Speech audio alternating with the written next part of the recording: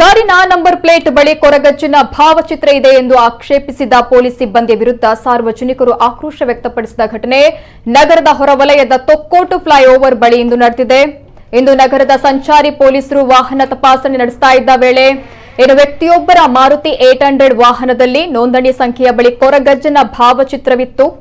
ಇದಕ್ಕೆ ಪೊಲೀಸ್ ಸಿಬ್ಬಂದಿ ಆಕ್ಷೇಪ ವ್ಯಕ್ತಪಡಿಸಿದ್ರು. ಇದರಿಂದ ಕುಪಿತಗೊಂಡ ಸ್ಥಳದಲ್ಲಿದ್ದ ಸಾರ್ವಜನಿಕರು ಪೊಲೀಸ್ ಸಿಬ್ಬಂದಿ ವಿರುದ್ಧ ಆಕ್ರೋಶ ವ್ಯಕ್ತಪಡಿಸಿದ್ರು.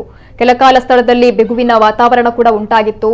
ಇನ್ನು ವಾಹನದ ದಾಖಲೆ ಪತ್ರಗಳು ಸರಿಯಾಗಿ ಇಲ್ಲದ ಕಾರಣ ಉಳ್ಳಾಲ ಠಾಣೆಯ ಪೊಲೀಸರು ವಾಹನ ವಶಕ್ಕೆ ಪಡೆದು ಸಾರ್ವಜನಿಕರನ್ನ ಚದುರಿಸಿದ್ರು.